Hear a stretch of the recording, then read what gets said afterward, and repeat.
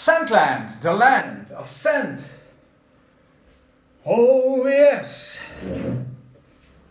Hello and welcome, it's Chris back with yet another fragrance review, and today we are looking at this tremendously nice, beautiful and classy release from an equally classy house originating in Paris called Rochas, which is a French designer label brand looking at a fantastic long history, okay, and a history of great quality and craftsmanship and the lineup of fantastic female and male fragrances during a time span of many decades, originating back into the 20th century, early 20th century.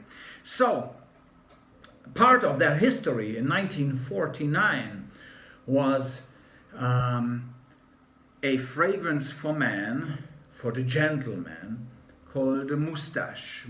Obviously at the time, you remember those times when people like Clark Gable, for example, were around, and they had these tiny moustaches, although this was not the name was not inspired by the Hollywood stars of the time or Clark Gable, but another historical person that I will not go into now at this stage.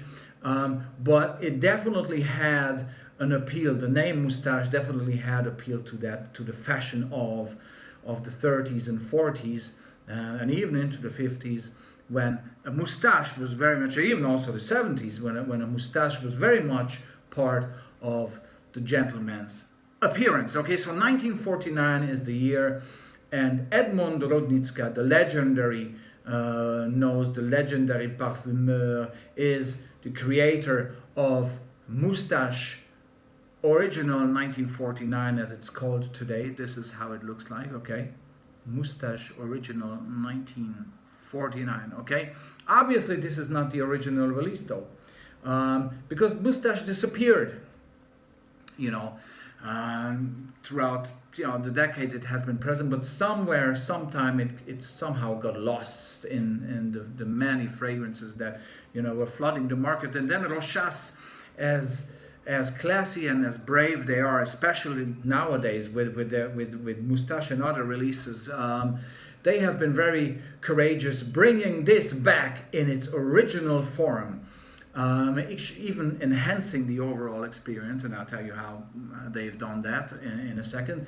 But they have said, okay, let's bring back the original 1949 Edmond Rodnicka creation to the market, and let's do so in a tremendously high quality manner. Again, it's a heavy, this is 125 ml, there's a 75 ml as well, heavy cap, it's like heavy like a stone, and the sprayer is just absolutely stunning, beautiful, high quality, absolutely up there with any niche on the market. Rochas doing a tremendous job.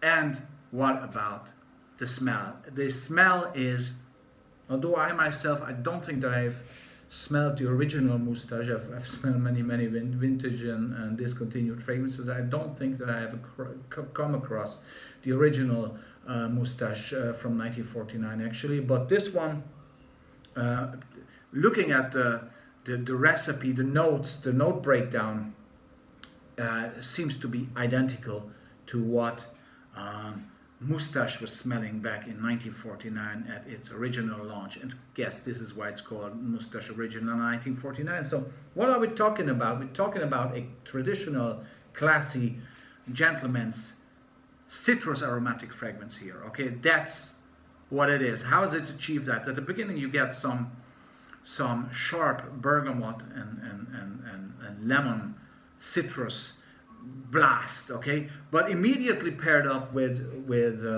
lavender, which for many classy male fragrances lavender has always provided a great classy backbone to these fragrances, okay? That's why they smell fresh, calming, soothing, energizing, very much confident and classy, okay, and well dressed as well. Lavender has these great aspects, and this is why it's popular, and it has always been popular in the fragrance industry as an ingredient, as a note.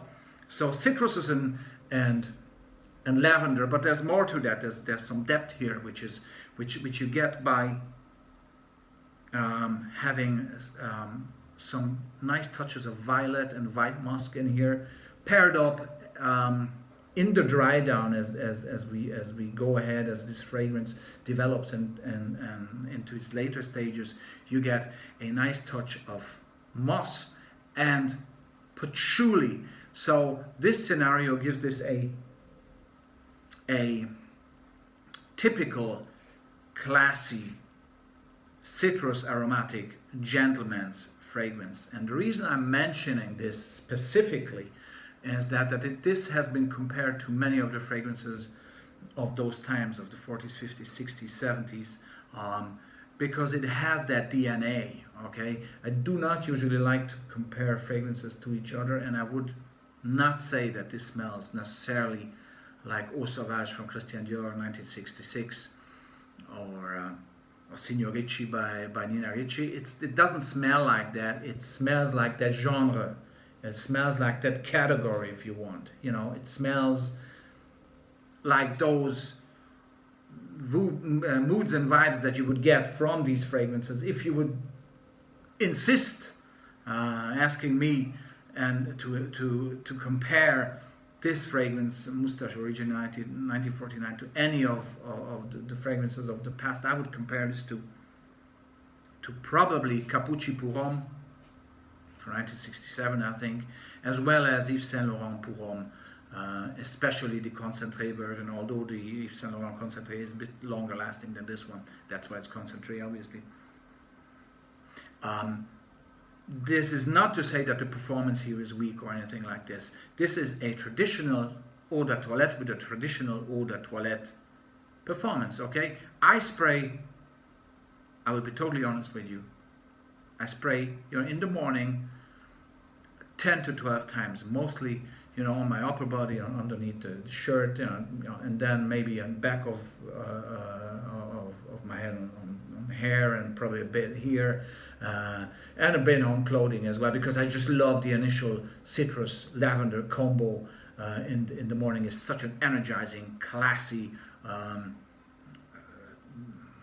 energy bomb, mood booster, really, without any of the modern aspects. There's no aquatic theme going on here. There's no sweet story going on here. This is a full-blown classy citrus aromatic lavender shot that I give myself. I pull the trigger 10 to 12 times, and then that along with the body heat goes along most of the day, I would really say. Although you get, with these type of fragrances, you get used to the the olfactive fatigue can kick in, so you get used to the smell after a while, but whiffs will always be there to remind you of the fragrances that you're wearing, and people around you will definitely be able to smell this as you walk through your day, whether that's in your workplace. So it's an extremely versatile fragrance. Maybe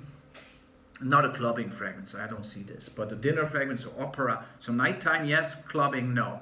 And basically any activity during the day. One thing that I would highlight here that probably you have to, give it a bit of a dressing up, okay? Even casual but elegant, try to do it the French way. If you take a look in Paris or anywhere else, basically if you walk around in France, but mostly Paris, you see young people, old people, very stylish, okay? So you don't have to be overdressed or too fancy about it. Just find your style and carry it with your personality, okay? And this is when Moustache will complement that tremendously well. It will give you a nice aura of sophistication, of true French sophistication. Another highlight that this is very much all about. It's very French. It's very French. It's beautiful. So age-wise, if a guy in his 20s puts this on with some stylish outfit, I would say absolutely, brave. It does smell like those decades that I've mentioned, the time when it came out, but there's nothing wrong with it because it does so in a tremendously high quality. While Capucci Pouron, for example, one example that I mentioned today, is much more harsh in its overall blending. Okay, the current version that's available today. So even though there's a similar vibe and mood to it, this is much more high quality than the Capucci. Okay, even the Capucci one is nice, actually, I have to say. But this is just brilliance, and again, big hats off to Rochas for bringing this back. I hope that there are other brands, just like for example Aramis, get their things together and present their old classics back to the market. And actually, Aramis is still around with Devin and Havana and New West and all these brilliant JHL and many of the ones of the past. So Rochas doing the same with Moustache. Maybe we'll see more and more designer brands bringing back their old classy ones in a good, high quality manner. Okay, that's very important here. So I'm very happy with this. I use it, especially in the morning, as I mentioned, and then it carries me throughout the day. And it's a good fragrance, last but not least, to layer as well. I love to layer this with Thé de Lapidus pour Louis. That has some lavender, so they're kind of greeting each other, but Thé de Lapidus pour Louis has some great mint and vanilla, which totally complements and works well with the citrus lavender violet moss patchouli scenario here. But that's just a special recipe from Sandland. Okay, thank you very much for your attention. It was a true pleasure, and I will be back with more. Take care and talk to you soon. Bye bye.